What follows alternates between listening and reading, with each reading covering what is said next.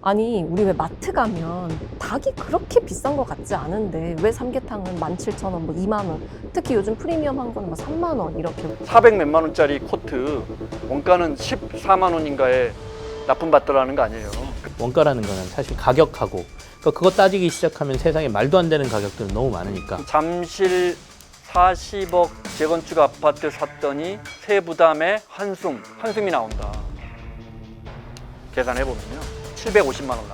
이 아파트가 1년 전에 30억이었어요. 당신이 가지고 있는 재산과 그간이 이 재산이 불어난 가치까지 보면은 이게 과도한 세금이냐라고 하면 3%면 1억 2천만 원 내는 겁니다. 우리가 이게 징벌적 과세면 이 미국은 사형적 뭐라고 해야 돼? 이제 내놓기 위해서 해볼 수 있는 방법이 뭐 양도세를 줄이는 거 또 아닐 것 같은데.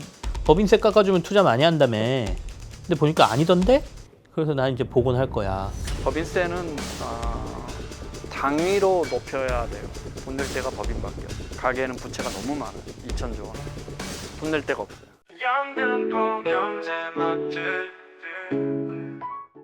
네, 안녕하세요.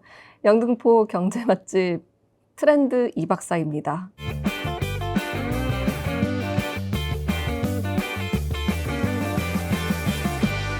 네, 오늘 제 자리 옆에 두 분이 자리해 주셨는데 직접 한번 소개해 주시죠. 김원장 기자입니다. 네.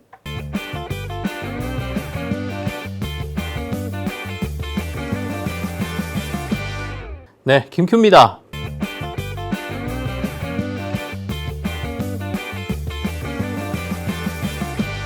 아, 잘 지내셨어요? 네, 오늘 세 번째 시간입니다. 네. 네, 잘 지냈습니다. 잘 지내셨어요? 네. 이 박사께서도 어제 사실 저희가 초복이었잖아요. 닭 드셨어요? 드셨습니까? 못 먹었습니다. 네. 잘 됐네요, 오늘. 저는 개인적으로 닭을 좀 꺼려합니다. 사람들이 닭 안 먹는다 그러면 되게 신기하더라고요. 어떻게 닭을 안 먹냐고. 닭한테 왜 그래요? 아, 저한테 그러십니까? 근데 저는 약간 닭을 싫어할 수가 있어요. 조류의 모습을 갖춘 걸 조금 이렇게 안 먹는 건 아닌데 계란은 그냥 먹어요? 굳이 제가 그러게요. 그거 궁금하네요. 계란은 뭐 최애 식품 중에 하나죠. 어떻게 아, 닭의 모습이 아니잖아요. 알이잖아요. 그거는. 어떻게 새들이 그렇게 소중한 생명을 그래서 오늘 삼계탕 뭐 얘기한다 그래서 사실 두렵긴 한데. 네. 그래도 해야죠, 한번. 네. 네. 그래서 드시면서 가져와봤습니다. 하죠. 네. 네. 오늘 영등포 경제 맛집의 집에서 점심 메뉴는 삼계탕. 누룽지 삼계탕입니다. 편의점에서 근데 요즘 이게 진짜 핫해요. 이거 구하는데 엄청 어려웠대요. 네. 네. 요즘에 워낙 삼계탕 얼마예요? 이게 6,900원이었습니다. 오, 그러니까 닭다리 2개 들었대. 네, 닭다리 2개 들어있고 누룽지, 인삼 이렇게 구성이 되어 있어서 닭다리 두 개랑 당연한 거 아니에요? 그렇죠. 당연한데 몸통은 없다. 몸통은 다 해체해가지고 네, 넣었나? 해체해서 다리 2개만 있다. 우리가 지금 이제 GMO 관련해서도 그 관세 협상에서 비관세 장벽 중에 하나로 GMO가 뭡니까? 유전자 조작. 아, 네. 그래서 캘리포니아 쪽에서는 GMO 허가돼가지고 닭 한 마리에 이렇게 날개 네. 8개씩 이렇게 나오는 건 알죠. KFC에 쓰는 거 그런 닭이라는 건 알고 있어요? 아니요, 잘 모릅니다. 진짜인 줄 알잖아요. 또. 그렇구나. 네, 알겠습니다. 자, 여기도 하나 있습니다. 저는 아까 닭을 제가 좀 꺼려한다 그러니까 제작진에서 어. 장어덮밥을 준비해 주셨습니다. 장어는 괜찮으세요? 뭐 장어는 없어서 못 먹죠. 네. 요게 조금 더 다행입니다. 비싸더라고요. 요거는 아까 7,900원? 아니요, 8,900원. 8,900원. 네. 2,000원 정도 더 비싼 건데 여름 보양식으로 아마 편의점들에서 이렇게 공략한 거 아닌가? 네, 맞습니다. 그 전에 요즘- 저쪽에 네. 원산지 표시 서울시의 특경단 네. 무슨 경찰 같은 권한을 갖고 계신 분들 그 점검을 따라가 본 적이 있어요. 출입 기자들이. 네. 중국산 장어 쓰다가 그 추어탕 집 같은 데서 식당이 걸렸어. 근데 이제 사장님이 속상하실 거 아니에요. 잡혔으니까. 네. 형사처벌 된다고. 근데 사장님께서 기자들한테 넋두리를 하시면서 아니 근데 한국산은 다 양식해가지고 항생제 쓰는데 중국산은 다 천연 잡아오는 거라고 자연산이야라고요. 그런 말 했던 생각이 아니 나요. 그래서 그럴 아까 수 우리가 있네요. 사실은 원산지를 좀 봤거든요. 네, 저희가 보고 있었어요. 네. 이건 어디 거예요? 중국산이죠. 장어는 중국산. 장어는 중국산인데 그러니까 저는 당연히 닭도 중국산이거나 중국산 아니고 중국은 브라질. 닭은 브라질이나 이런 데에서 네. 많이 수입한다 그래서 네. 수입산인 줄 알았는데 얘는 국내산이에요. 닭은 동네산이에요. 네. 근데 국내산 가격이 더 싸요. 하림에서 축산농가 가보면 네. 워낙 그 항생제나 이런 것 때문에 생존력이 약해서 사람이 닿는 순간 병균이나 바이러스가 옮겨요. 그래서 완전히 정말 첨단 무균으로 자라서 완전해야 되구나. 비닐하우스 같은 데 자라요. 네. 너무 재밌는 건 어떻게 수거가 되는 줄 아세요? 수거라고 하니까 수거가. 조금 표현이 그렇긴 한데 그렇죠. 네, 네, 진짜 네. 수거가 돼요. 네. 그 자동으로 무게가 몇 딱 그램 이상 되면 뚝 떨어지게 돼 있어요. 그러니까 그래요? 진짜 너무 이건 만화영화 같지 않아요? 그러게요. 네, 자기가 먹으면서 살찌면서 기준 몸무게가 되면 밑으로 뚝 떨어져. 너는 이제 상품성이 됐다. 그렇죠. 자, 너는 추가. 이제 이렇게. 먹으러 가자. 훨씬 더 잘하죠. 더 잘하는데 그때부터는 이제 들어가는 비용 대비해서 수익성이 안 나오니까 딱 우리가 좋아하는 그 몸무게에서 딱 그런 떨어지게 생각을 되죠. 하면 이제 못 먹는 건데 네. 그래도 맛있게 드실 거잖아요. 아이고, 네. 왜 그런 생각을 못 먹어요? 그런 생각해도 드십니까? 얼마나 맛있는데요? 없어서 못 먹습니다. 네, 이제 그럼 이제 한번 한번 열어보시죠. 까보겠습니다. 열면서 이런저런 얘기 해보면 네. 증권가도 이제 하림이랑 이런 데가 다 그 상장사잖아요. 네. 그래서 애널리스트들이 탐방 가요. 네. 근데 갔다 온 사람들 얘기 들어보면 그 하림 아까 말씀하신 공장 네. 가기 한 2km 전부터 이 닭의 냄새가 진동을 한다. 그래서 한 번 가면 잘 안 가려고 한다. 뭐 이런 그럴 얘기도 수 있습니다. 있죠. 근데 최근에 이거 한번 찍어주세요. 하림은 이렇게 구성이 돼 있습니다. 네, 네. 주가가 엄청 많이 올랐습니다. 네, 엄청 많이 올랐죠. 지주사. 왜 올라요? 지주사 정부가 상법 상법 개정 이슈가 있었고 네, 네. 또 최근에 그 아까 브라질 얘기 잠깐 했는데 브라질의 그 조류 관련 뭐 질병이 돌았지 않습니까? 그러면서 이제 수입 닭고기 가격이 올라간다 그러니까 네. 동반해서 이제 하림까지 좀 올랐고요. 하림 밑에 계열사에 선진이라는 돼지고기 하는 회사도 있거든요. 선진 포크. 거기까지 요즘 주가가 좀 오르고 있는 이렇게 해서 상황이죠. 종이 케이스를 제거하고 용기에 담고 용기에 부어야 돼요? 그 다음에 다시 전자레인지 돌리면 밥도 된대요. 부어야 되네. 네. 아니, 안에 이미 누룽지랑 같이 있어요. 그래서 이렇게 먹기 편하게 돼 있긴 하네요. 네. 근데 요즘에 워낙 삼계탕 가격이 많이 오르면서 진짜 얼마씩 해요? 저는 삼계탕 안 먹으니까 사실 가격 몰라요. 그래요? 제가 식당에서- 조금 대충 알아봤는데 네. 전국 지금 평균 한 17,000원대 정도 된다고 합니다. 제가 닭다리가 너무 젊었을 때 궁금해요. 닭을 너무 많이 먹어요. 저희 집사람이 오빠 죽으면 닭이 찾아올 오빠 죽으면 저 집채만한 닭이 오빠 쫓아다닐 거라고 한 적이 있었는데. 저희 와이프가 닭을 엄청 좋아합니다. 네. 그래서 닭 저는 이제 사람이 닭을 안 먹잖아요. 결혼하고 나니까 닭을 와이프가 닭을 잘 못 먹게 되잖아요. 그래서 한 번은 와이프가 저한테 그런 얘기 한 적이 있어요. 자기는 세상에 태어나서 지금까지 당신이랑 결혼하고 나서 닭을 먹은 횟수가 가장 적다. 그래서 제가 반대로 얘기했죠. 나는 세상에 태어나 당신 만나고 난 다음에 닭을 제일 많이 먹었다. 장어덮밥도 장어덮밥도? 이렇게 뜯어서 네. 하니까 안에 밥이 걔는 따로 햇반이 하나 있네요. 들었고요. 네. 그다음에 이렇게 이제 숟가락, 와사비. 그럼 이게 뭐예요? 생강? 생강도 네. 있습니다. 초생강이라고 하나요? 요게 이렇게 있습니다. 그리고 여기에 장어 있고요. 야, 잘한다 이거.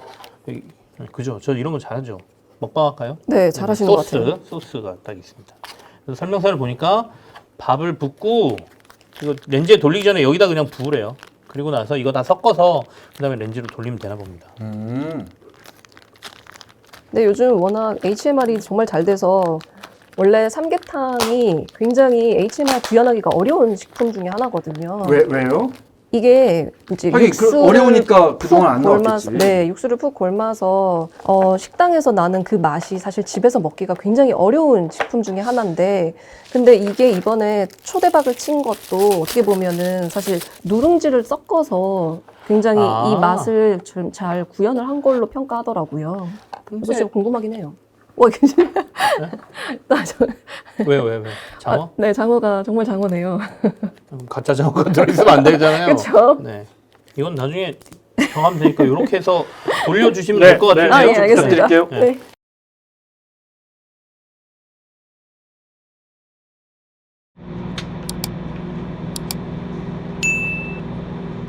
자, 오늘 무슨 얘기 할까요? 영양이 넘치고 있는데 우리가 네, 보양식 더 맞습니다. 챙겨 먹는다고. 그게 참 신기하다고 생각했었거든요. 우리가 사실 지금 덜 먹어야 되는 게 우리의 핵심, 이제 오래 살려면 핵심 과제인 것 같은데, 오히려 이렇게 초복에 끊임없이 삼계탕도 챙겨 먹고 하는 것 자체가 이게 관례라는 게 진짜 무섭구나라는 생각을 했었어요. 어떻게 생각하세요? 관례 때문인가요? 어쨌든 문화 때문은 아닐까요? 그러니까 식욕은 본능이잖아요. 그리고 맛있는 걸 찾는 것도 본능이고 그렇다 보니까 저는 소득이 늘어나면 늘어날수록 그 욕구는 더 강해진다. 그러니까 우리가 소득이 없을 때는 도리어 생존을 위한 먹기인데 소득이 늘어나면 늘어날수록 도리어 더 맛있는 것 찾고 더 좋은 걸 찾으니까 보양식의 카테고리는 저는 더 늘어날 가능성이 높다. 두 번째, 더 찾는 거는 날이 너무 더워져서요. 진짜로 체력적으로 딸립니다. 나이가 들어서 그런가요? 그리고 그래서 너무 더 찾는 거 말씀하신 거 아닌가? 네, 맞아요. 그런 생각. 저도 공감하고, 그리고 이것도 사실 큰 변수였어요. 올해가 처음으로 네. 이제 개 식용 금지법이 이제 멍멍이 금지법이 식용화 하는 것이 올해 처음 네, 된 올해 거예요? 처음이에요. 근데 이제 뭐 예를 들어서 그러면 개 먹으면 이제 그걸 돈 주고 팔면 불법이 되는 거군요. 네, 징역 5년에 혹은 3천만 원 벌금. 그러니까 개를 식용이나 사육하거나 하면은 이제 그거는 이제 유예 기간이 지금 이어서 유예 기간은 27년도부터는 있군요. 본격적으로 이제 실현하는 건데, 근데 아직은 이제 올해가 처음인 거죠. 네네. 네, 그래서 훨씬 더 사람들이 요즘에는 어떻게 보면 보양식의 다른 대안을 네, 찾는다. 다른 대안을 찾는 것도 좀 하나의 저도 그 얘기는 요소는- 들었습니다. 실제로 그러니까 오늘 저희가 장어하고 삼계탕을 봤지만 요즘은 염소, 염소요? 흑염소. 아, 그래서 그러니까 개 식용 금지가 되면서 네네. 대안으로 흑염소 시장이 굉장히 조리법이 커졌다. 보신탕하고 똑같아요. 아, 그래요? 먹으면 거의 그 맛이 똑같이 나요. 그렇구나. 둘 다 드셔 보셨나 봅니다. 네. 아니요, 저는 해외에서는 특히 많이 먹어. 해외에서 흑염소요? 해외에서는 한인들이 보신탕을 아예 못 먹었으니까 과거에. 흑염소 해외에서 집이 대안으로 흑염소탕을 특히 우리나라는 또 현대인들이 노동 시간도 많고 바쁘잖아요. 네. 인감이 그 6가지 그 센스로 육감으로 추구할 수 있는 수많은 감각 욕구 중에 생각해 보세요. 식욕이 제일 해소하기가 쉬워요. 그래서 현대인이 계속 먹는 거예요. 계속. 다른 욕구는 뭐 성취욕이라든지 뭐 성욕이라든지 또 뭐 수많은 욕구들이 잘 이렇게 밸런스 있게 현대인의 생활에 이게 쉽지 않거든. 시간도 많이 들어, 돈도 많이, 애정도 많이 들어. 그쵸. 네. 식욕이 제일 쉬운 거예요. 계속 먹는 거예요. 소득이 높은 사람들은 그러니까 이게 이 식욕이 델리케이트해지고 섬세해지고 소득이 낮은 국가로 가면 많이 먹기 때문에 그럼요. 이렇게 뚱뚱해지고 비만이 사회 문제가 되는 이런 현상으로 남는 거죠. 최근에 제가 사실 욕구와 관련해서 연구를 하나 본 게 있는데요. 되게 네. 재밌었던 게 인간은요, 음악도 그런데요. 그거는 청각이 문제인데요.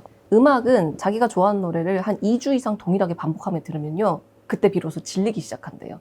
그러니까 호 체계를 이제 검사 추적해보니 계속 올라가다가 그러니까 자기의 효용이 끊임없이 좋아하는 거니까 음악을 한 2주까지 들을 때는 계속 올라가다가요. 네. 그 이후가 되면은 정확하게 효용이 떨어진다. 효용이 떨어집니다. 질려 하거든요. 음악. 근데 되게 재밌는 건 뭔지 아세요? 근데 정확하게 2달 뒤에 다시 듣잖아요. 다시 똑같이 올라와 있어요. 그러니까 그게 사람의 욕구라는 게 굉장히 그 식욕도 그러겠네. 네, 맞습니다. 뭐 먹고 뭐 네. 자주 먹으면 아우 나 이제 닭은 진짜 안 먹고 싶어 하다가 또 한 네네네. 열흘 지나면 또 먹고 맞습니다. 싶어지잖아요. 네, 맞아요. 맞아요. 욕구라는 게 그렇게 채워지는 거구나. 네네, 맞고. 그리고 또 금방 약간 질리는 질리고. 현상도 있습니다. 아무튼 그런 연구를 한번 봤는데, 사실 오늘 제가 같이 좀 말씀드리고 싶었던 주제가 항상 나오는 거거든요. 아니, 우리 왜 마트 가면 닭이 그렇게 비싼 것 같지 않은데 왜 삼계탕은 17,000원, 뭐 2만 원, 특히 요즘 프리미엄한 거는 막 3만 원 이렇게 외식가에 형성이 되어 있는데 그러냐라는 질문을 꼭 많이 해주세요, 소비자분들께서. 그래서 이 이야기를 한번 나누면 좋지 않을까라고 생각을 했었거든요. 그냥 단순하게 얘기하면 대부분 유통 문제라고 얘기하는 거 아닌가요? 아까 이제 뭐 하림이라는 회사 우리가 얘기했지만 닭을 실제로 키우고 생산해서 공급하는 가격하고 중간에서 이제 가공하거나 또는 유통되는 과정에서 가격이 너무 튀는 거고, 그다음에 가게로 가게 되면 문제가 또 달라지는 것 같은데 거기서는 이제 인건비부터 시작해서 가게에서 실제로 조리하고 하는 데 있어서 그러면 가게 임대료 뭐 네. 이런 것들이 이제 가격에 맞습니다. 반영된다. 그게 이제 일반적으로 네, 그냥 맞습니다. 하는 얘기죠. 네. 그런데 저도 사실 이거 보면서 좀 조사를 해봤더니 되게 재밌던 게 많았어요. 그러니까 삼계탕을 만들 때 네. 그 수작업이 되게 많대요. 유독 다른 제품들 대비. 그러니까 닭 생각해보면 장어덮밥도 그렇죠. 아니 근데 이제 공장화되어 있는데도 불구하고 이제 실제로 이제 마지막 단계에서 사람 손이 꼭 필요한 게 많대요. 닭털을 이제 제거를 할 때도 기계가 있지만 이제 섬세하게 해야 되니까요.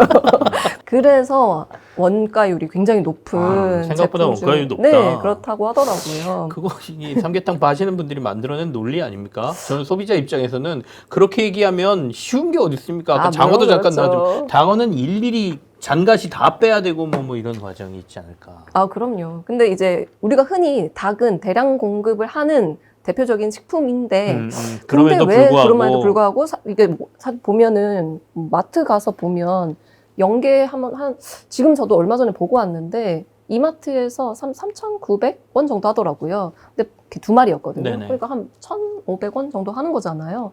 근데 왜 그렇게 비싸냐라고 했을 때 그 안에 공정과 그리고 더 중요한 거는 이 제조 설비도 공장에서 제조 설비도 예를 들어 김치찌개예요. 그러면은 사실 굉장히 쉽잖아요. 그냥 동일하잖아요. 네네네. 프로세스가. 근데 삼계탕은 좀 그렇지 않다라는 이야기가 계속 나오더라고요. 음. 그래서 이게 어쩔 수 없이 더해져서 소비자 정가가 있다라는 말이 나오더라고요. 사실은 그게 원가는 얼마야 이렇게 들어가면 네, 맞아요. 직관적으로는 다 말이 안 돼요. 네. 이번 주에 기사 난 것 중에 그 로르피아나라는 명품 그럼요. 이태리, 이거 정말 많이 화제가 많이 이탈리아나 됐죠. 프랑스의 명품 브랜드들이 한 10여 년 전부터 고민을 해요. 이제 중국으로 베트남으로 옮겨갈까. 훨씬 싸지죠. 근데 이제 메이드 인 차이나 뭐 루이비통 핸드백인데 저 끝에가 메이드 인 차이나 붙어 있으면 이게 가오가 안 서잖아요. 그럼요. 그래서 이제 많은 브랜드들이 중국으로 버버리는 중국으로 들어갔을걸요. 그래서 이탈리아에서 어떤 문제들이 해마다 생기고 있냐면 중국인 노동자들을 다 불법 체류하는 사람들이죠. 그 사람들을 산속에 막 100명씩 200명씩 해놓고 거기서 만드는 거예요. 그렇게 만들면 메이드 인 이탈리아니까. 맨날 적발돼. 이번에 로르피아나 적발됐는데 400 몇만 원짜리 코트 원가는 14만 원인가에 납품받더라는 거 아니에요. 네. 그 하청업체에. 원가, 근데 그 가치라는 건, 그 브랜드의 가치라는 건 뭐 전문가시니까. 우리가 직관적으로 보면 말이 돼 14만 원짜리를 400 몇만 원에 진짜 사기꾼들이다. 갈색병? 네네. 에스티로더. 에스티로더 에스티로더. 갈색병이 그 안에 들어가는 화장품 만드는 것보다 용기 가격이 더 비싸다. 뭐 이런 말도 있었잖아요. 맞습니다. 근데 우리가 그걸 틀린 표현은 아니지만 원가를 따지면 뭔가 그 가치라는 건 사실은 정확한 값이 정해져 있는 게 아니니까. 오히려 우리는 이런 물가나 가격에 대해서 이야기할 때 제가 드리고 싶은 말씀은 물가가 많이 올랐다. 물가 오르면 서민들 생활이 힘들어지죠. 그러니까 물가를 자꾸 잡으려고 그래요. 그거 당연한 거예요. 근데 우리나라가 유독 이거에 예민해요. 저는 우리나라가 수십 년 동안 어떤 이데올로기가 지배하냐면 임금이 높아지면 안 된다라는 이데올로기가 지배해요. 근로자가 조금 더 허리띠를 동여매고 기업이 더 투자를 할 수 있게 만들자.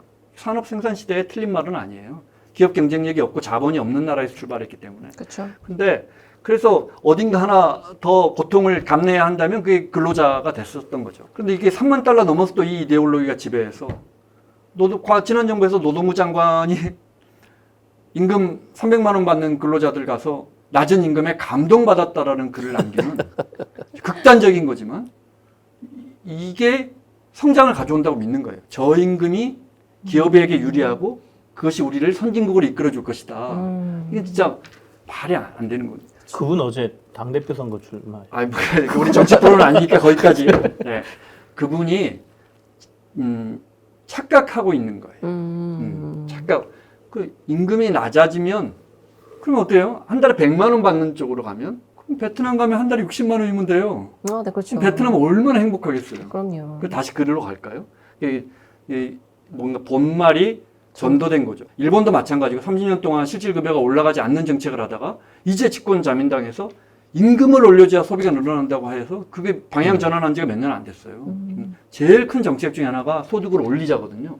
근데 우리는 아직도 심지어 진보 정당에서도 소득을 올리자 그러면 뭔가 움츠려들어요. 아유, 지금이 어느 때인데 지금이 어느 때인데 뭐 이런 지금이 어느 때인데라고 말하거든. 그래서 조금만 더 참자.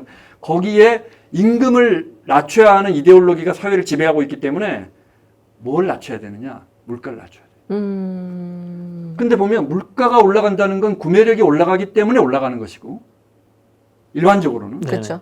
그래서 예를 들어 스웨덴 가면 커피 한 잔에도 2만 원 한단 말이에요. 그럼 그 나라 소득이 10만 불을 넘어가기 때문이에요. 10만 달러를 넘어가기 때문에.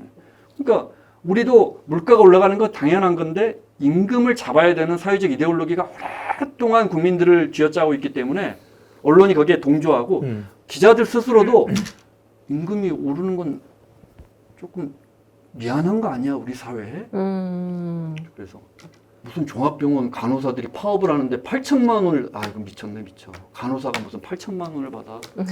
나라가 버스 기사 채용을 하는데 5,500만 원에도 안 온다. 뭐 이러면 주 6일 근무하는데 그러면 나라가 말세네 말세. 공산주의 되려고 하네. 이런 생각을 교사는 연금 꼬박꼬박 나오는데 월급 280만 원 받으면 됐지.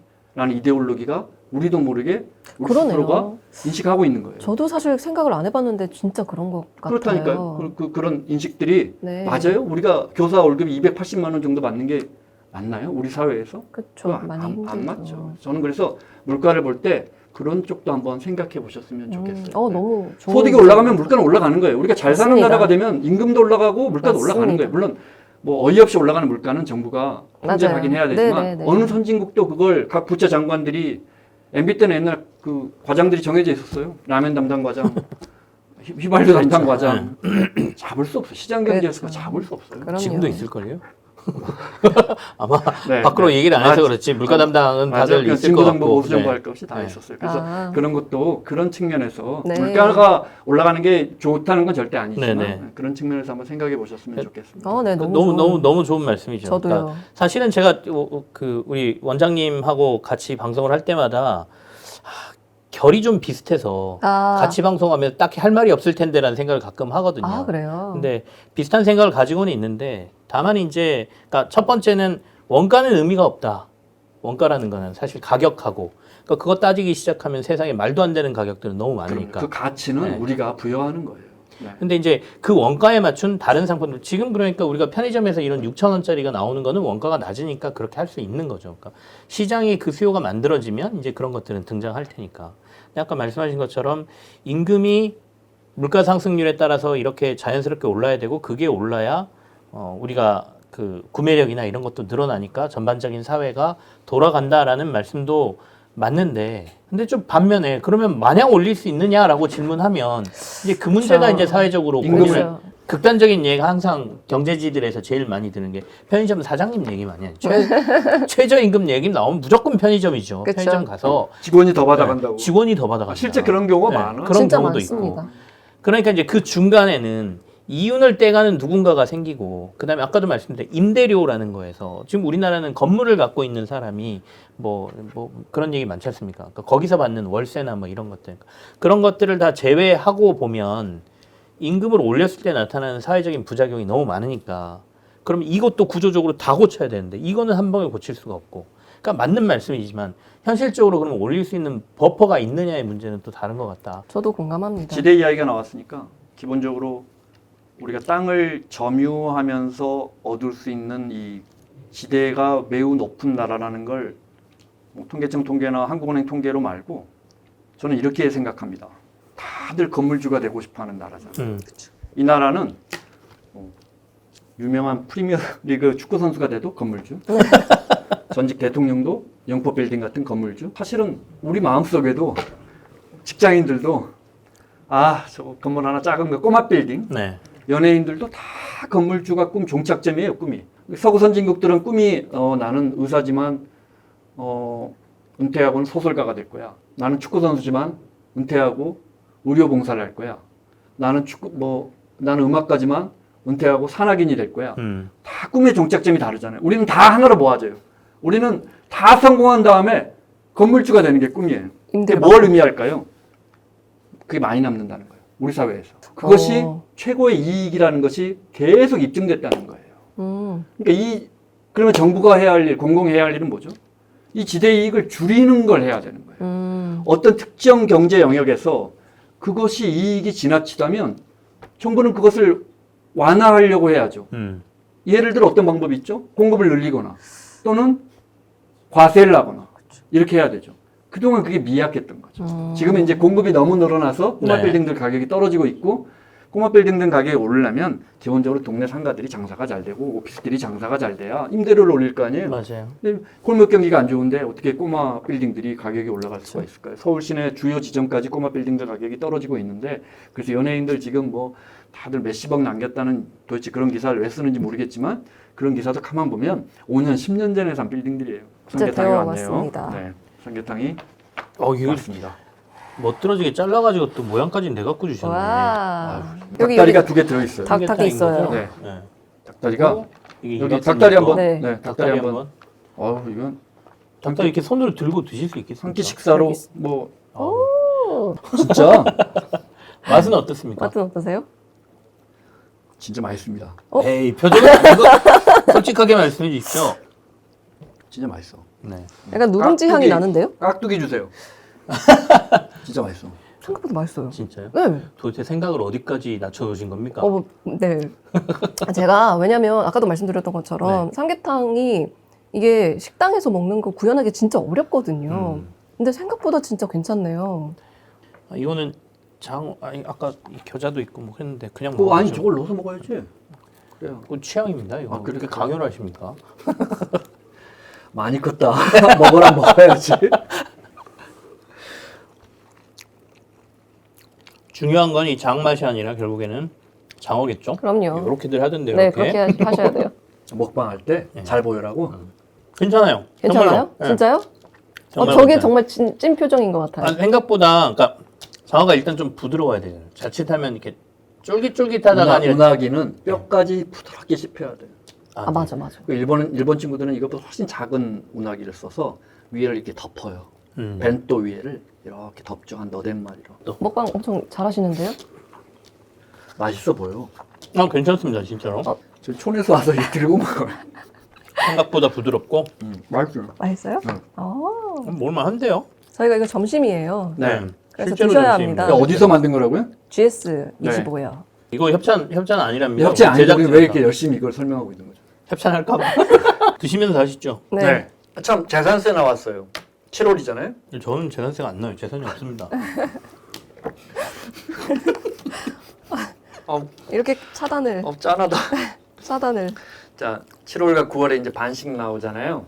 재산세 이야기 좀 해보겠습니다. 이달 말에 이제 정부의 맛있어. 소득세 세정 맛있죠? 네. 재산세 맛있어요? 네, 소득세제 진짜 개편안이 맛있어. 나오는데 네. 새 정부가 나오면 세제 개편안이 나오는 건 굉장히 중요한 괜찮다. 지금 중요해요, 박사님. 죄송해요. 굉장히 제가 중요한 아침을 못 먹어. 정책이에요. 천천히 드세요. 네. 맛있게 드세요. 네. 제가 이야기할게요. 네. 뭐 세금이라는 건 정말 그 나라 정책에서 중요한 거잖아요. 중요하죠. 그 중에 이제 대통령이 그 세제 개편 보유세 가지고 부동산을 잡지는 않겠다고 했잖아요. 네네. 그렇죠. 어떻게 생각해요? 저는 그 의미가 근데 저는 개인적으로는 지난번에도 한번 여기서 얘기했었나요, 저희가? 세금을 그 전세 얘기하면서. 네. 맞아. 전세 이야기하면서 어떤 거? 네. 제 기억력이 짧아가지고 얘기했던 것 같은데 대선 공약 때 명확하게 내가 세금으로 부동산을 잡지는 않겠다 이렇게 발언한 건지 제가 명확하게 기억은 못하겠는데 했어요. 네. 근데 저는 세금 만져야 된다고 생각하는 사람입니다. 아 그래요? 네. 정부가 우리가 어떤 시장에 대해서 집이 없으니까 그러는 거 아니에요? 재산세도 안 나오고 좋기는 해요. 근데 그런 차원에서 봤을 때 시장을 만질 수 있는 수단이 여러 가지가 있죠. 뭐 공급도 있고 여러 가지가 있겠지만 그 중에 하나의 수단이 세금인데 수요를 조절할 수 있는 수단. 그건 내가 만지지 않고 나한테 무기가 여러 개 있는데 방패도 있고 여러 가지가 있는데 이거는 결정적인 무기를 손대지 않고 시장에 어떤 뭔가 효과를 내겠다라는 것 자체가 바보스러운 행위이기 때문에 저는 시장에서 온당한 거는 사용해야 된다고 생각하기 때문에 저는 만질 거라고 생각하고 있습니다. 하나씩 이야기해 볼게요. 과세라면 그동안 일부 언론에서 늘 주장했던 게 집주인들에게 부담을 줘서 집주인들이 그것을 세입자들에게 전가한다. 월세를 더 올려버리고 전세값을 올려서 이거 왜 경제학자들이 반박 안 하죠? 이 경제학적으로 정말 터무니없는 주장이거든요. 그게요? 근데 왜 대한민국 경제학자들이 여기 함구하죠? 본인도 그러면- 집이 있으니까. 화가 나면 가격을 올리면 되는 거예요? 시장 경제에서? 내가- 문제겠다. 그런 거예요? 이게 일단 말이 네. 말이 안 되죠. 집주인들이 담합을 한다. 전세를 올릴 때 아파트는 아파트 전세 가격은 실제 단기적인 담합 구조가 이루어지기 좋은 과정이 있어요. 의도하지 않지만 예를 들어 내가 이제 해외 생활을 해야 가야 되는데 내 전세를 내놔야 돼요. 그래서 우리 집에 한 7억 5천만 원 정도 전세를 내놓으려고 했는데 부동산에서 물어보니까 8억에도 나왔대요. 원래 7억이었는데 올라갔구나. 그리고 요즘 방 내놓으면 바로 나가요. 그래요? 그럼 사장님 저 8억에 혹시 내놔볼까요? 그래 보세요. 이렇게 해서 자연스럽게 담합이 돼요. 뭐 나쁜 의도가 아니고 사람은 더 비싼 값을 받고 그럼요. 싶으니까요. 집주인이. 그런데 결국 수요 공급에 맞춰지죠. 네. 그래서 제가 단기적으로는 가능하다고 말한 거예요. 음. 내가 재산세를 500만 원 내다가 갑자기 진보 정부가 들어서 700만 원을 내게 됐어요. 그래? 나 월세 50만 원 올려. 이게 되나요? 아니. 버젓이 우리 언론이 이렇게 써요. 음. 어느 경제학자한테 이걸 설명해 봐라고 하세요. 이걸 설명할 수 있는 경제학자 나오면 시장 경제 끝나는 거지. 그럼 이것도 그냥 아침에 여기 납품하시는 사장님이 안 좋은 범칙금을 그냥 세게 얻어맞았어. 뭐. 그래서 가격을 올리겠다. 그 이게 아까 얼마라고? 6,500원? 7,500원? 6,900원이요. 9,000원으로 올려버려. 화가 나니까. 되는 거예요? 자, 이게 일단 말이 안 되고. 그다음에 이제 보유세는 우리 사회에서 10년 넘게 특히 종부세 논란으로 우리 사회에서 1%, 2%가 보유세는 개인에게 부담 과세가 되는 국세인데 워낙 논란이 있어서 저는 부동산 담당 오래 했지만 사실 정답은 잘 모르겠어요. 정답을 잘 모르겠는데 우리 시청자분들 판단해봤으면 좋겠어요. 프로그램 이름도 생각 안 나요. 영등포 경제 맛집. 경제 맛집. 우리 영등포 경제 맛집 손님들이 생각해 보셨으면 좋겠어요. 예를 들어 모 신문에서 그 일하시는 그쪽 신문에서 저 신문사에서 일하고 있습니다. 같은 계열의 신문사에서 이번 주에 어떤 기사가 있었냐면 정말 압권 기사예요. 똘똘한 한 집. 잠실 40억 재건축 아파트 샀더니 세부담에 한숨이 나온다. 맛있고. 계산해보면요. 장담컨대 1가구 1주택이고 부부가 맞벌이하고 있다면 부부가 5대5로 소유했다면 300만 원 나왔을 거예요. 이번 달에. 그러면 9월 달 300만 원 정도 나와요. 조금 차이가 있을 수 있는데 크게 차이 절대 안 나요. 이제 다주택자면 다 차이가 많이 나지만 이 사람 집을 샀다 그랬잖아요. 그럼 300, 600만 원 재산세죠. 그 다음에 12월에 종부세 나오는데 이게 조금 올라요. 한 8% 오를 거예요. 그럼 내가 볼 때는 130에서 170 나오니까 150이라고 치면 750만 원 나와요. 그러네요. 이 아파트가 1년 전에 30억이었어요. 잠실 5단지가. 오세훈 시장이 종 2단계로 상향해줘서 지금 40억이에요. 750만 원을 1년 보유세로 내는 걸 거기 집주인분들은 부담될 거예요. 그렇죠. 거의 한 달 월급 아니에요? 웬만한 월급지. 네네. 근데 어떻게 보면 그동안에 올라간 가격에 대해서 10년 전에는 15억 했던 아파트. 지금 40억이에요. 공공이 조금이라도 회수해야겠다. 그게 750만 원이 많은가? 이렇게 느끼시는 분들도 많죠. 있을 것 같아요. 네. 그럼요. 어떻게 생각하세요? 저는 공감하는데. 삼계탕이 몇 개예요 도대체? 25억이면. 자막으로 계산해 주세요. 갑자기 삼계탕으로 넘어가서. 그런데 정답은 없어요. 그쵸, 정답은 없는데. 네.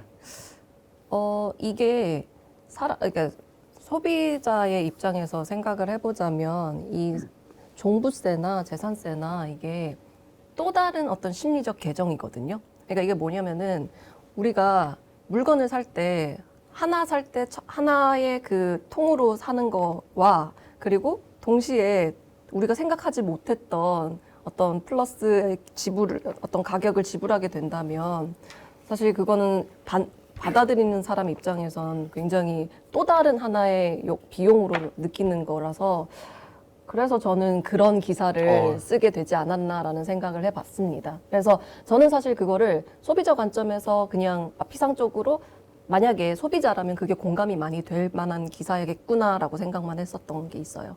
그러니까 조금 더 차원을 넓혀서 그렇게 심적 회계라고 그러거든요. 네, 심적 회계라고 그러죠. 행동 경제학에서 말하는 충분히 맞는 말이에요. 네, 그래서 일반 소비자의 입장에서 봤을 때는 공감이 되는 기사지 않을까라는 생각을 해봤었어요.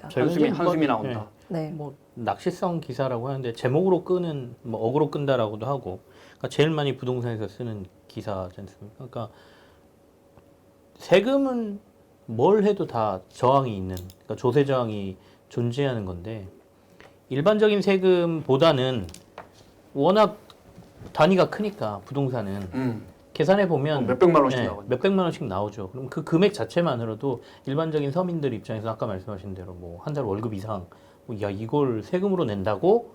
라는 단편만 보고 있으면 우리가 굉장히 자극적으로 들리는데 뜯어서 보면 당신이 가지고 있는 재산과 그간 이 재산이 불어난 가치까지 보면은 이게 과도한 세금이냐라고 하면 저는 아니라고 그쵸. 보는 입장이죠. 네.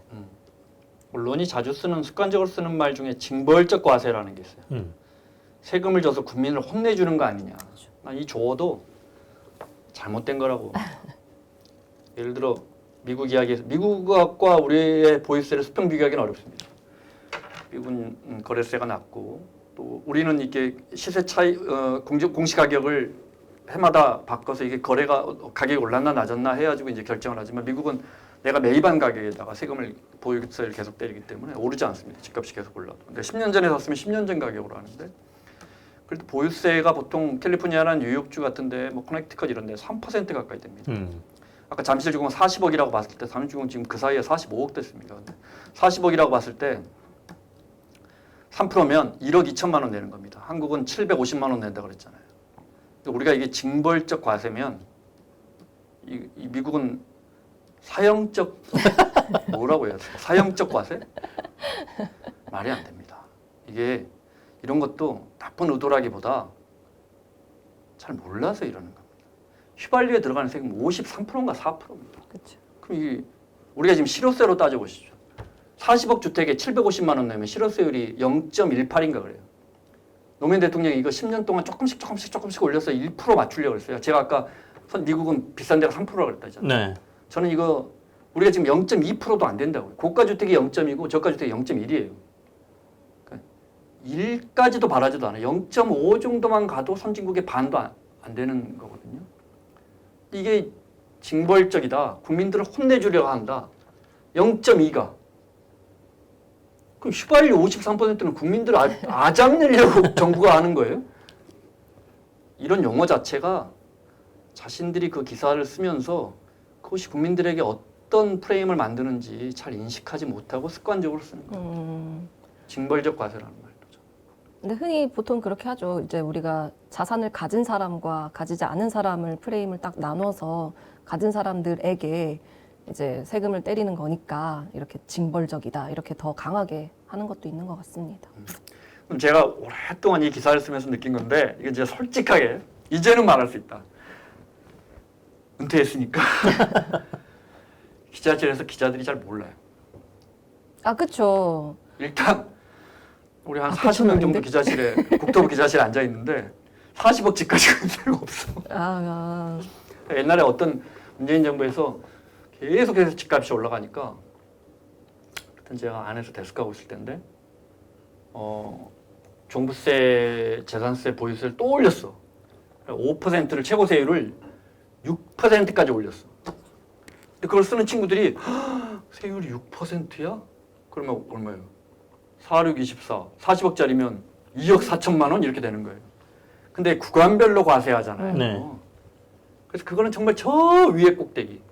과표가 93억 이상 3주택 이상자. 과표가 93억이면 한 150억 주택을 거래할 때. 근데 대한민국에 150억이면 BTS 동생들 사는 잘 있나? 뭐 한남더일 뭐 이런 데에 최고 비싼 게 150억을 내가 이미 집을 한 채, 두 채 갖고 있을 때 세 번째 살 때 그 그것도 150억 중에 과표가 뭐 100억으로 걸렸다면 93억 이상이니까 93억에서 100억까지 7억에 대해서 6%를 과세하는 거거든요. 그러니까 보통 사람하고는 전혀 상관없는데 제목이 뭐냐면 지금 멀죠. 검색해 제목이 종부세 최고세율 6% 국민들 경악 숨 막히는 그 6%를 내는 사람이 진짜 어디 있나 싶어요. 그러니까 이런 것도 정부가 메시지 관리도 잘 안 된 거지만 언론에 기자들이 잘 몰라요. 잘 모르다 보니까 국민들에게 그리고 이제 위에 데스크 분들이 있는데 종부세 싫어하거든. 위에 국장님이나 사장님이. 그러니까 광고주들도 싫어하고. 그러니까 세게 써야 되는데 정작 그래서 한번 제가 페이스북에 C일보 우리나라에서 제일 잘 나간다는 C일보가 써놓은 거 보고 실제 그렇게 안 나옵니다 하고 제 지인들 친구들 뭐 큰아버지 좀 사시는 큰아버지 저 종부세 고지서를 페북에 붙여버렸어요. 이거밖에 안 나온다. 40억 주택도. 기사 고쳐라. 그렇게 했거든요. 네. 그때 또 칼럼이 나왔어요. 그 C일보에서. 남의 돈을 우습게 하는 기자라는. 공영방송에 있는 김모 기자는 남의 돈을 우습게 한다 이거죠. 남이 내는 100만 원은 그 아깝지 않냐. 그쵸, 나는 이게 그런 몇백만 원 절대 나올 수가 없다. 1가구 1주택이면 100만 원 정도밖에 안 나온다라고 그러면 했더니 100만 원도 100만 원도 아깝지 않냐. 아니야. 남의 돈을 우습게 하는 기자라는 칼럼이 나왔었는데 자, 정답은 잘 모르겠어요. 얼마를 부과해야 할지 잘 모르겠지만 선진국은 코어 지역에 우리보다 더 비싼 데도 많죠. 네, 뭐 그렇죠. 캐너리 워프라든지 런던에 뉴욕에 뭐 뉴욕도 뭐 수도 런던에 로이스트 이쪽 부분은 뭐 집이 저 뉴욕에 연수할 때 제 월세만큼 거기는 다 100년 전에 집이 1900년대 초에 대공황 전에 맨하탄이 들어선 거기 때문에 주차장이 없죠. 그렇죠. 포드 T자형이 1904년인가 나왔으니까 주차장이 없는 건물에 가격이 막 200억이래요. 그러니까 다 발레 파킹을 해 밑에 히스패닉들이. 그러니까 발레 파킹비가 2,400달러 이래가지고 내 월세랑 비슷하더라고. 거기 사람들은 차 발레 파킹하는 돈만 1년에 100만 원을 내더라고. 근데 그 정도 구매력이 있는 사람들이니까 100억, 200억짜리에 사는 거고. 그러면 세금이 얼마나 오겠어요? 아까 제가 보유세를 말했죠. 뉴욕주는 또 어마어마하게 비싸요. 무슨 말이냐? 감당할 수 있는 사람이 산다. 우리는 감당이 안 되는 사람이 산다. 미국은 임금이 피크가 됐을 때 거기서 감당을 해요. 그러다가 은퇴를 하거나 감당할 수준이 안 되잖아요. 연 1억의 보유세를 어떻게 감당을 해요? 미국은 보유세만 나오는 게 아니고 왜 1억이 3%가 되냐면 뭐 카운티에서 우리가 다리를 놔서 새로 거기 집주인 너 집 갖고 있지? 너하고 2.7마일이 떨어져 있더라? 너는 그래서 그 집에 4만 2천분의 1을 부담해야 돼. 이렇게 나와요. 그래서 우리 교민들 중에 좀 잘 사시는 분들은 학교 들어서는 굉장히 싫어해요. 또 한 3년 동안 계속 그 학교 건설한 비용을 내 재산세에 얹어버리거든, 미국은. 그러니까 감당할 수 있을 때 그 코어 지역에 살고 감당할 수 없을 때 빠져나와요. 우리는 부담이 안 돼요. 그러니까 계속 거기 사는 거예요. 공급이 안 되는 거예요. 그 사람들이 집을 내놔야 공급이 되는 거예요. 그게 공급이에요. 이 공급이 안 되니까 강남 집은 사기만 하고 팔지는 않는 지역이 돼버리니까 그럼 어떻게 해야 되죠? 계속해서 높게 지어줘야 되는 거예요. 높게 지으려는데 건축비가 올라서 사업성이 안 나와요. 그러니까 용적률을 계속 올려주고 기부 체납을 계속 줄여야 돼요. 공공기여를 계속 줄여야 돼요. 공공기여를 계속 줄이고 과거에 33층까지 했던 걸 55층, 잠실주공은 70층까지 가요. 잠실 5단지 70층 가는 거예요. 왜냐하면 그 옆에 123층이 있어가지고 고도 제한을 많이 벗어났어요. 한강 변유가니까. 이렇게 보니까 조건이 좋아지잖아요. 사업성이 높아지죠. 여기도 시범 아파트도 60 몇 층 된다니까요. 63빌딩보다 하나가 더 올라가요. 63빌딩 어떻게 할 거야? 시범 아파트가 더 올라가. 정부가 종을 엄청 상향해줘가지고. 그렇게 공급을 엄청나게 늘리는 수밖에 없는 거예요. 왜? 기존에 집을 갖고 있는 사람들이 내놓지 않으니까. 기존에 있는 사람들이 집을 내놔야 돼요. 그분들이 사고 그래야 또 고소득의 젊은 사람들이 대치동, 청담동, 반포 이런 데 들어가는 거예요. 근데 궁금한 게 그러면은 그분들이 이제 내놓기 위해서 해볼 수 있는 방법이 뭐 양도세를 줄이는 거 또 아닐 것 같은데 그거 좋은 지적이에요. 그러니까 그분들이 사실은 무슨 돈을 벌려고 거기 앉아 있는 것도 아니고 그쵸. 어떻게 하다 보니까 옛날에 5억, 10억 주고 산 걸 그게 20년 이제 살았는데 지금 갑자기 50억이 된 그렇게 돼버린 거잖아요. 거잖아요. 저는 그 부분 그래서 이제 오랫동안 갖고 있으면 굉장히 양도세를 많이 공제해 주지만 그래도 우리가 30억 올랐는데 3억 내라 그러면 이 아까운 게 사람의 아까 그렇죠. 심적에게 네, 말씀하실 거야. 맞습니다. 사람이 아까워요. 30억 내가 벌었는데 3억을 세금 내라고? 나는 그냥 앉아 있었는데 여기 우리 애들 여기서 기르고 내가 무슨 투기꾼이냐? 이렇게 이야기하시는 마음은 사실은 누구나 공감할 수 있는 것이고 그래서 저는 보유세는 올려서 근데 점진적으로 올려야 돼요. 노무현 대통령이 계획했던 것처럼 네, 점진적으로 조금씩 원래 세금이라는 건 프랑스 혁명 때 나온 말인데 그 뭐였죠? 거위도 모르게 거위털 뽑는 것처럼 오늘 털 뽑는 거 이야기 많이 나오거든요. 싫으시겠다. 점진적으로 이렇게 올려야 되고 그리고 그분들이 나갈 때 좀 혜택을 줘야 한다고 봐요. 이 부분은 또 진보 진영에서 많이 싫어하겠는데 뭐 10억, 20억, 30억씩 시세차익을 남기는 사람한테 세금을 더 깎아주라. 더 깎아줘도 된다고 봐요. 저는. 그래요. 그리고 취득세도 조금 더 낮춰줘서 그래서 집 아니고 모든 재화를 사고 팔 때 거래세가 비싸면 가격이 왜곡돼요. 잘 못 팔거든. 그쵸. 우리가 지금 집 하나 살려면 많게는 막 몇 천만 원씩 취득세가 들어가니까 뭐 사고 팔고가 잘 안 돼요. 네. 그러니까 이런 부분도 그래서 제 생각이 절대 정답은 아닙니다. 네. 저라는 사람이 주장하는 건 거래세는 좀 일시적으로 줄여서 이분들 나갈 수 있게 충분히 올랐다는 걸 이분들이 알아요. 그렇죠. 그래서 지금 팔기는 아깝고 네. 전부 자식 손주한테 물려줄 거거든요. 그러니까 그게 더 이제 그렇게 되면은 사실 부의 양극화도 더 심화되는 거죠. 그럼요. 그래서 지금 예를 들어 대치동, 성경, 우성 뭐 이 라인에 가보면 그분들은 또 대치 음마는 또 아파트라고 취급도 안 해요. 맞아요. 성경 우성하고 또 미도 이분들은 거의 70대, 80대예요. 네. 이분들이 팔겠어요? 이분들이 안 양보하죠. 팔죠. 이분들이 팔 수 있게 만들어야 돼요. 근데 이걸 또 이렇게 하면 또 언론이 쫓아낸다. 이 표현도 과도한 거죠. 그래야 이분들이 나가야 공급이 늘어나죠. 공급이 늘어나는 거예요. 그럼요. 공급이 늘어나면 가격. 새로 짓는 걸로는 절대 이 지금의 가수율을 잡을 수가 없어요. 음마 아파트가 이제 4,400가구에서 한 6,000가구로 원래 1대1 재건축이었으니까 100가구도 짓기 힘들었는데 1,600가구를 올려줘요. 집값이 많이 올랐죠. 그것 덕분에. 거기다 한 5억, 10억 올랐어요. 집값 내려갔어요. 공급이 늘어나면 집값이 내려간다며. 공급을 많이 해야 한다며. 박원순 시장 때 공급을 억제해서 집값이 올랐다며. 목동은 25,000가구가 5만 가구가 돼요. 그럼 목동 가격이 내려야죠. 목동도 다 10억씩 올랐어요. 공급이 늘면 가격이 내려간다며. 올해 서울에 4만 7천 가구가 입주를 해요. 굉장히 많이 입주하는 거예요. 가격이 내려간다며. 그렇죠? 어떻게 해야 되느냐? 살고 있는 분들이 내놓을 수 있게 해줘야 돼요. 선진국처럼. 저는 이 방법밖에 없다고 생각해요.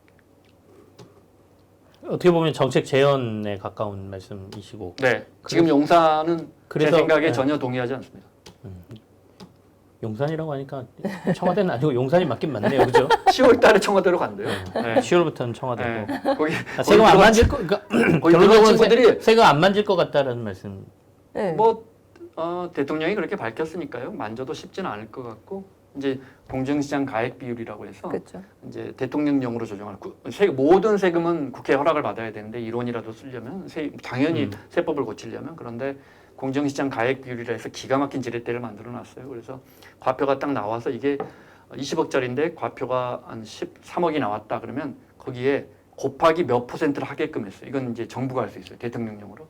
공정시장 가액 비율을 해서 이건 문재인 대통령 때 아마 90인가 95%까지 곱하기 맞아요. 0.95니까 거의 그 과표를 그대로 가는 것으로 쭉쭉 올라갔죠. 근데 이걸 줄였죠. 임백천 형님이 왜 전화를 해요? 형님 지금 방송 시간 아닌가? FM 하고 있을 텐데. 윤석열 정부 때 이제 이 세부담이 너무 지나치다 해서 60으로 낮춰놨거든요. 맞아요. 그걸 이걸 올릴까 80으로 올릴 가능성이 있죠. 그러면 세금보다는 뭐. 네, 그럼 상당히 올라가요. 네. 네. 그건 좀 지켜봐야 근데 할 것 그거는 같아요. 실현 가능성이 어느 정도 될 거? 그거는 대통령이 마음먹으면 그냥 국회 허락 하는 없이. 건가요? 사실 근데 지금 뭐 사실상으로는 세금을 더 걷는 건데 훨씬 많이 올라가요. 세율은 만지지 않겠다고 했으니까 네. 그럼 그렇게 본인의 대선 때 했던 말도 지키면서 그렇게. 세금을 더 그것도 걷을 수 있는 지키는 방안이 있고. 그것도 어떻게 보면 세율을 만지는 건데 세율은 아니구나. 아니니까. 그러니까 저희가 공정시장 말은 그렇게 할 수 가액비율이니까. 있잖아요. 나는 세금을 안 만진다 그랬지. 네. 뭐 이렇게 얘기할 수 있으니까 그거는 가능성이 좀 높다. 이것 말고 또 하나 만질 수 있는 게 있어요. 공시가격을 조절할 때 시가 대비 공시가격의 비율을 진보정부 때는 항상 현실화하겠다. 야 10억짜리 집이면 공시가격이 10억이어야지. 공시가격이 또 8억이라 해야지 그걸 깎아줘. 계속 올렸어요. 그걸 이제 감정평가 받을 때 그 기관에 시세의 몇 %에 맞춰달라고 하거든요. 네네. 그러면 이제 표준지 공시지가를 할 때 그렇게 하는데 그런데 이제 저 윤석열 정부 때 이걸 또 낮춰놨거든요. 이걸 또 현실화할 수도 있죠.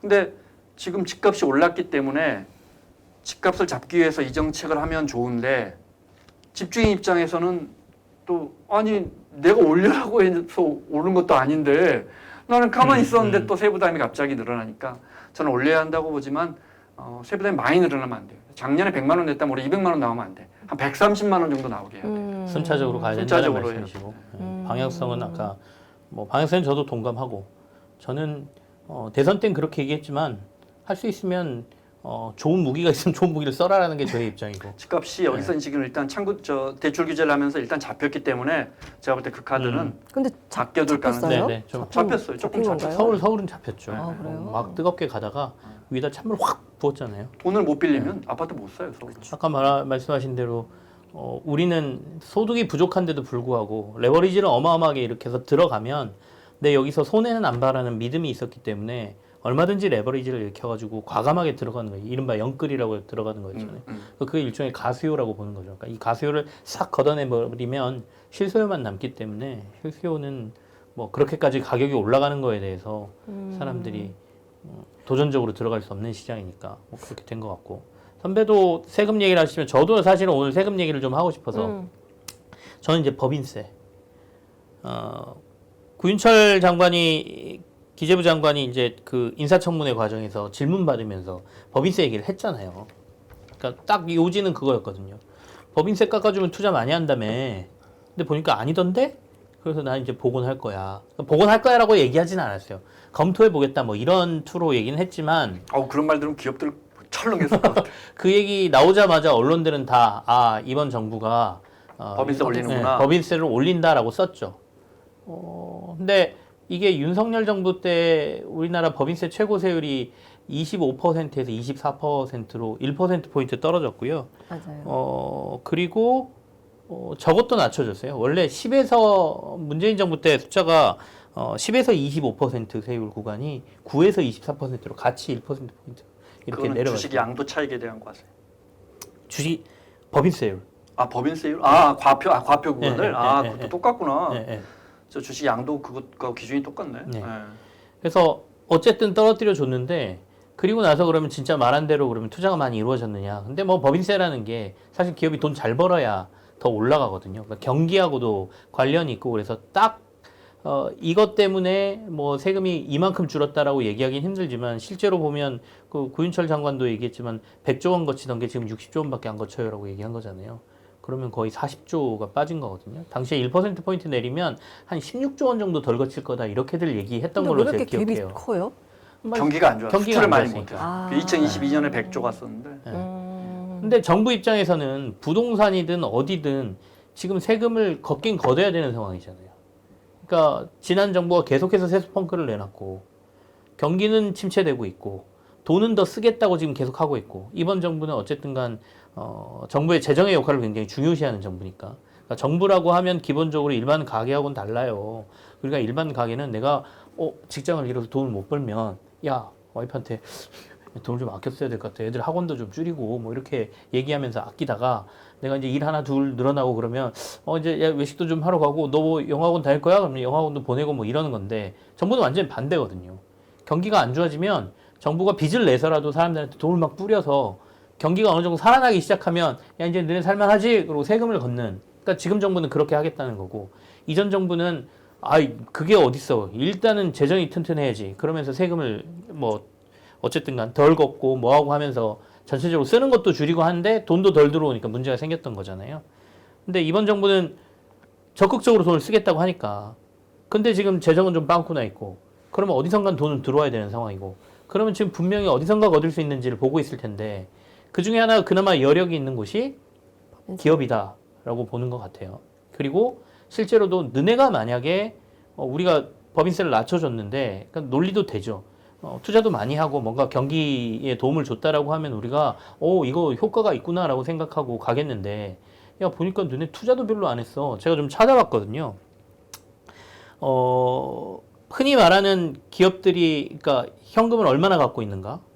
그 다음에 투자를 그러면 얼마나 했는가를 보니까 2022년도에 이게 100대 상장 기업이 한 13조 원 정도 투자를 한 걸로 나와요. 근데 2023년에는 12조 9천억. 그러니까 돈이 조금 줄었죠. 그리고 회사가 가지고 있는 현금 보유는 147조 원을 2022년도에 가지고 있었는데 2023년도에 145조 원 이상 현금이 늘었거든요. 그러니까 결국에는 돈 번 거, 세금 아낀 거 이런 것들 뭐 쌓아놨다, 투자는 안 하고 뭐 이렇게 볼 수도 있는 거잖아요. 그러니까 그런 논리가 가능하니까 아마도 이번 정부는 올릴 것 같다. 그럼 반대편에서 나오는 거 아까 기업들 깜짝 놀란다고 했잖아요. 야, 경기가 이렇게 안 좋은데 우리 미국하고 관세로 이렇게 막 싸우고 있는데 여기서 우리 기업들 더 어렵게 세금 더 걷는다 그러면 이건 기업 도와주는 게 아니야. 도리어 경기는 더 추락할 것 같아. 라고 아마도 저희 계열사 신문이 강하게 쓸 것 같은데. 이런 말 해도 돼요? 저 직원 아니잖아요. 근데 저는 결국에는 그건 것 같아요. 그러니까 미국도 그렇고 지금 전 세계가 다 그 방법을 쓰는 거잖아요. 그러니까 세금을 낮춰주는 게 아니라 물론 뭐 트럼프는 법인세도 좀 낮춰주긴 하지만 결국엔 너네가 돈은 걷어가되 너네가 투자 많이 하고 뭔가를 하면 돌려줄게 라는 정책을 많이 쓰거든요. 그러니까 우리 정부도 아마도 그런 정책 쪽으로 가지 않을까. 기업 지원책은 한다. 그러니까 투자 대비 세액 공제를 더 늘려주든가 아니면 우리가 앞으로 가야 될 그러니까 AI라든지 뭐 반도체도 투자를 해야 될 테고요. 그러니까 이런 미래 산업에 투자하는 경우에는 정책 지원금을 쏟아 부어 준다든지 그러니까 적극적인 투자에 대해서는 세금이나 지원금을 해주되 기본적으로는 기업들에게 받는 세금은 어느 정도까지는 복원을 시키겠다. 그래서 25%로 다시 올라갈 가능성이 높다. 그리고 그렇게 해야 된다라는 입장에 저도 서 있는 상황이고 하실 말씀 있으세요? 사실 저는 네. 좀 찾아봤어요. 그래서 우리나라 그 법인세율이 실제로 OECD 기준으로 그 어느 얘기도 있죠. 정도일까라고 네. 좀 찾아보니 사실 좀 중상위권에 되어 있더라고요. 전체 OECD 국가 중에서도. 그래서 좀 낮은 편일 텐데 살짝? 어, 뭐 보기에 따라 다른가? 네. 유럽보다는 낮고 미국보다는 높고 그럴 거예요. 네, 싱가포르는 근데 뭐 전체 17%니까 OECD 국가 중에서는 높은 편이에요. 높은 편으로 평균적으로 가고. 높은 네, 편. 평균 그러니까 이상이더라고요. 중위 위에 있다 이 네, 말씀이시죠? 살짝 위에 있어요. 그래도 근데- 평균 조금 근데 위에 이게 있습니다. 조금 약간 우리가 항상 그 데이터를 가지고 장난 많이 치잖아요. 그렇죠. 그러니까 아까도 뭐 여러 가지 얘기하면서 그러니까 법인세율만 놓고 보면 아까 말씀하신 중상위권 또는 미국보다 우리가 높을 수 있는데 법인들은 법인세 말고 우리는 지방세, 우리나라는 미국은 주세 뭐 이런 것들이 있거든요. 또 내는 세금이 있습니다. 그것까지 더해보면 우리나라가 높지 않아요. 아, 그래요? 미국도 실제로 주세가 뭐 7% 막 이렇게 물리는 그럴 데들도 수 있고 있겠다. 일본도 그렇거든요. 그래서 신문들, 그러니까 언론들이 쓸 때 우리나라의 법인세 부담이 너무 높습니다라고 할 때는 실효세율이 아니라 법인세율만 딱 놓고 얘기하고 그렇군요. 전반적으로 봤을 때는 그렇게 봐야 되기 때문에 우리나라가 결코 다른 나라의 세금이 높아서 이 세금 때문에 다른 나라하고 세금만 놓고 봤을 때 경쟁에서 뒤처진다라고 얘기하기에는 저는 그 논리는 안 맞다라고 생각합니다. 그럴 수 우리 있겠다. 김큐가 좋은 이야기 했는데 사실 경제하는 사람들은 어떤 수치를 뽑아 쓰느냐거든요. 그렇죠. 저 지금부터 만약에 분위기가 이게 대기업에서 후원해 주는 거여서 법인세 낮춰야 한다면 전 10분 동안 설명할 수 있어요. 법인세를 왜 낮춰야 되는지. 법인세를 여기 근데 민주당 의원 친구가 와서 보고 있으면 법인세를 왜 높여야 하는지 10분 동안 설명할 수 있어요. 경제라는 게 정답이 없으니까 좌우가 이렇게 100년 동안 싸우고 있는 거죠. 근데 법인세는 당위로 높여야 돼요. 돈 낼 데가 법인밖에 없어요. 가게에는 부채가 너무 많아요. 2천조 원에. 돈 낼 데가 없어요. 근데 그렇게 따지면 가계의 소비와 기업의 투자, 기업이 돈 쓰는 걸 투자라고 그러는데 기업의 투자로 이루어지는데 정부 지출과 GDP가 기업 보고 자꾸 기업의 보따리에 돈 있는 건 사실이에요. 그런데 자꾸 세금을 더 걷어가면 투자 더 해야 되는데 투자할 돈이 줄어들 거 아니에요. 네, 그래서 제가 당이라고 현실은 쉽지 않다. 우리 김큐 얘기한 것처럼 이런 거 올릴 때는 경기 좋을 때 올려야 돼. 지금 뭐 반도체나 이런 수익률 팍팍 떨어지고 있는데 이런 문제가 있고 법인세는 글로벌리하게 경쟁을 해요. 왜냐하면 어떤 나라가 어느 나라에 투자할 때 그 나라 세금 20%밖에 안 받아? 한국은 25% 받는데 저기 가서 세워야지 이렇게. 그렇기 때문에 우리만 올리기도 조금 어려운 이런 부분도 있어서 사실 잘 모르겠어요. 근데 우리가 알아야 할 건 법인세를 덜 걷어왔어요. 지난 정부에서. 그럼 무슨 세금이 늘어났을까요? 우리가 알아야 할 건 이거예요. 개소세? 소득세가 소득세죠, 늘었죠. 소득세. 네. 개인들. 네. 비중이 확 늘었죠. 그러니까 비중이 확 늘었어요. 전체 금액은 모르겠는데 법인세가 주니까 당연히 개소세. 원래 그리고 정부가 국세 거둘 때 가장 많은 비중을 차지하는 게 소득세거든요. 그래서 그 얘기도 아까 조금 하려고 그랬었는데 아니요, 법인세 비중은 옛날에 24%까지 간 적도 있어요. 법인세가 그러니까 우리가 100만 원, 온 국민이 100만 원을 기업과 함께 100만 원 세금을 내면 그 중에 24만 원을 기업이 낸 적도 있었어요. 아이고. 근데 지금 12%까지인가 떨어졌을 거예요. 근데 개인의 소득세도 8%에서 꾸준히 올라서 12%가 돼서 작년에 62조로 만났어요. 기업이. 역전. 네. 근데 소득 저도- 개인이 내는 세금과 기업이 내는 세금이 똑같아요. 네. 그러니까 무슨 말이냐? 기업들 세금을 깎아주면서 법인들, 기업, 국민들, 월급쟁이들의 주머니를 더 털었다. 1. 여기까지 맞아요. 근데 제가 또 보수 진영의 친구 있으면 말 바꿀 수 있다 그랬지 바꿔드릴까요? 아니요. 예를 들어 뭘로 바꾸지? 이렇게 하면 진짜 월급쟁이가 유리지갑이라고 봉이죠. 그죠? 그러니까 우리가 100만 원의 전체 정부가 세수가 있다면 그 중에 소득세는 8만 원 정도였다니까요. 옛날에 낮을 때는 지금 12만 원까지 올라왔으니까 기업은 24만 원까지 내다가 지금 12만 원밖에 안 내니까 그 만났다니까요. 세수가 똑같아. 62조, 61조 거의 똑같아요. 지금 작년 세수가. 그러면 월급쟁이가 봉이냐? 선진국 대비해서 개인이 내는 소득세 비중은 선진국보다 훨씬 낮아요. 심지어 한 절반밖에 안 돼요. 이건 뭐예요? 기업이 아직도 많이 세금을 내요. GDP 대비해서 법인세와 GDP 대비해서 개인의 소득세를 비교해보면 선진국은 개인이 훨씬 많이 내요. 그러니까 우리는 소득세율을 조금 더 올리고 법인세율은 더 낮춰야 된다는 말이 가능하죠. 이것도 이제 보수 국민의힘 내 친구들 중에 국민의힘 의원하는 친구 저기서 보고 있으면 또 이렇게 말할 수 있어요. 전혀 틀린 통계가 아니에요. 그렇구나. 네, 근데 저쪽에 진보 진영 친구가 있잖아요. 저쪽에 또 이렇게 진보 진영에 있는 선배가 딱 이렇게 우연히 이렇게 그래서 이제 커피를 사서 왔네? 그러면 이제 이렇게 이야기할 수 있죠. 그 왜 그러냐면 우리나라가 왜 법인세 비중이 높냐면 기업들이 잘 사니까, 국민들이 가난하니까, 국민들이 돈을 못 버니까, 그러니까 국민들이 세금을 이것밖에 못 낸 거 아니냐. 그러니까 소득세 비중을 낮춰야지. 이렇게 하면 돼요. 또 이쪽에서 보수진영 선배가 오면 결국에 선택의 문제이기도 하고 아까 말씀하신 대로 국가별 뭐 이것도 보고 해야 되는데 그러니까 제가 여기서 이렇게 끌어가서 하나 더 얘기하고 싶었던 거는 그러니까 소득세하고 연결되어 있는 거긴 한데 아까 우리 이미 그 얘기 나왔었잖아요. 그러니까 임금을 왜 올려야 되는가의 부분.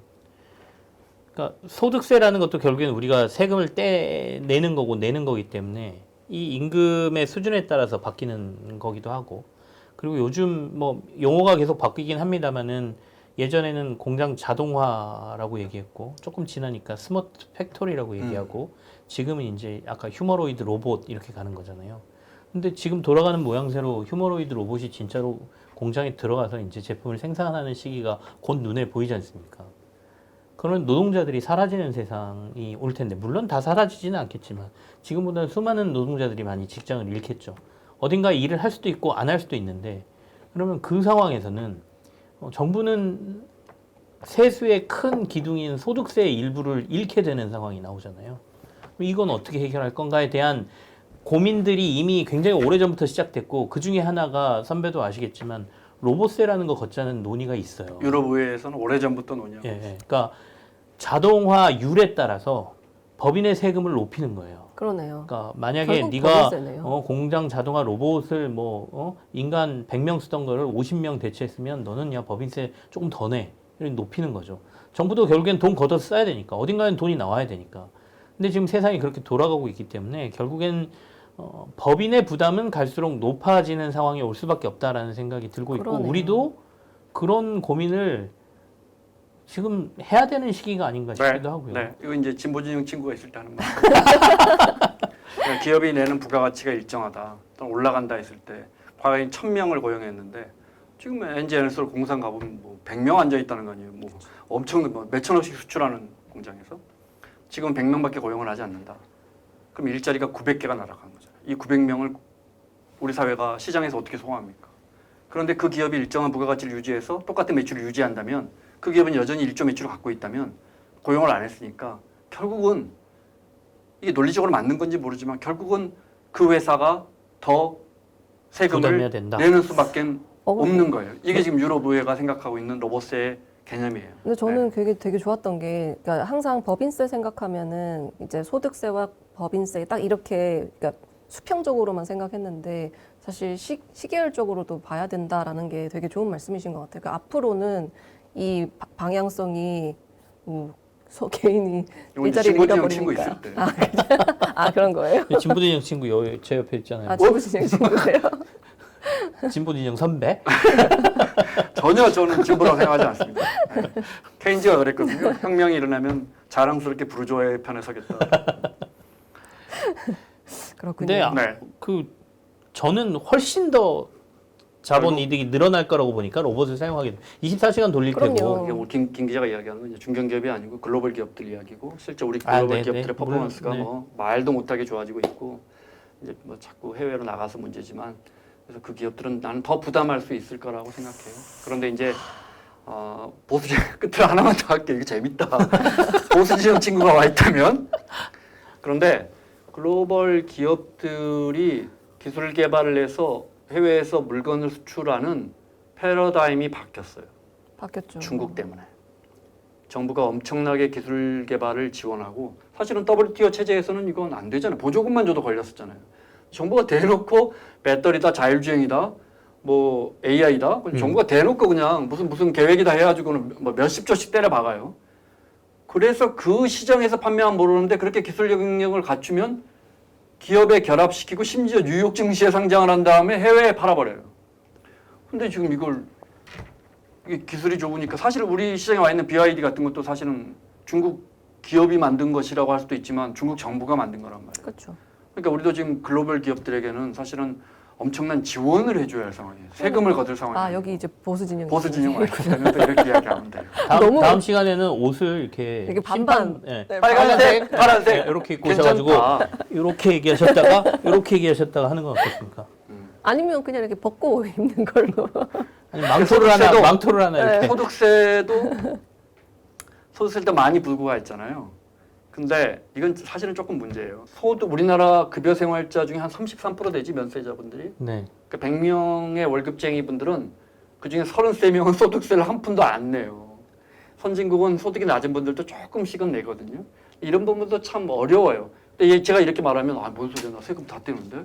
이렇게 하시는 분들 많을 거고 월급 한 300만 원 받으시는 분들. 그 세금이 아니고 그 공적연금이에요, 연금. 근데 우리가 월급에서 빠질 때는 세금처럼 느껴지죠. 어쨌든 빠져나가니까. 준조세라고 네. 얘기하죠. 그래서 그런 부분도 사실은 더 과세를 해야 할 부분이에요. 근데 이제 선진국에 비하면 근데 이제 그런 부분은 쉽지 않죠. 어떻게 많이 못 버는 분들에게 선진국과 균형을 맞추기 위해서 더 내라고 합니까? 어떻게 보면 반대로 생각을 해보면 봐라 유럽 너희 미국보다 세율 높다고 하지 우리는 급여생활자 33%가 세금을 한 푼도 안 내고 이렇게 선진국을 만들었어라고 자랑할 수도 있는 부분이에요. 어떻게 보면 그러니까 제가 오늘 뭐 보수진 이렇게 장난을 쳤지만 선진국이 절대 기준이 될 수는 없는 것이고 우리만의 기준에서 생각을 해 나가야 되는 것이죠. 근데 저는 네.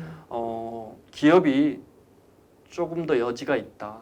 왜냐하면 개인들이 부동산에 돈을 너무 많이 써버렸어요. 그래서 그 부분은 진보 선배 여기 계십니다. 다시 오셨어. 기업들한테는 뭐 미안하지만 어려워요. 기업들이 조금 더 세금을 누군가에 걷어야 되거든요. 이번 정부가 5년 동안 쓸 정책에 대해 들어가는 예산만 210조 원이라는 거 아니에요? 근데 저는 궁금한 게 이게 법인세를 이렇게 한다고 하더라도 사실 렉타임이라는 게 항상 있잖아요. 그리고 실제로 이득, 그러니까 예를 들어서 법인세를 올해 늘렸어요. 뭐냐면 더 내라고 해. 근데 이제 이미 가지고 있는 유보금도 엄청 많을 거고. 근데 그거와 더불어서 이게 뭐라 해야 될까요? 실제로 시장에서 반응이 있으려면 적어도 한 2, 3년은 걸리지 않을까요?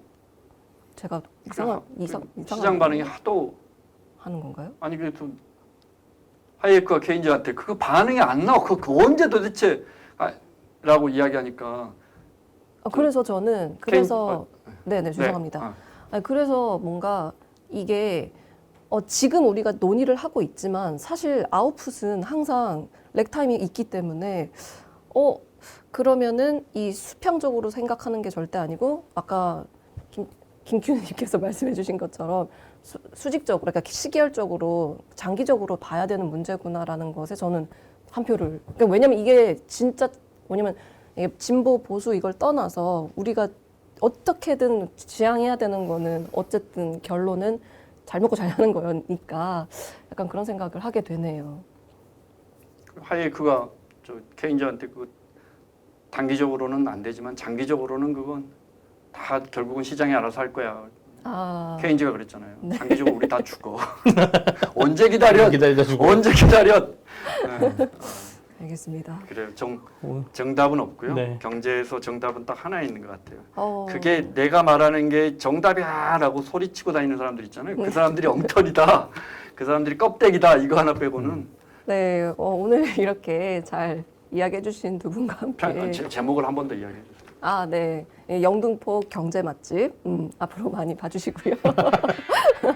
오늘 여기 진보와 보수 함께 있었던 걸로 하고 우리는 좀 더 다음에도 좀 더 확대된 그 인식을 높일 수 있게 많은 컨텐츠로 다시 오겠습니다.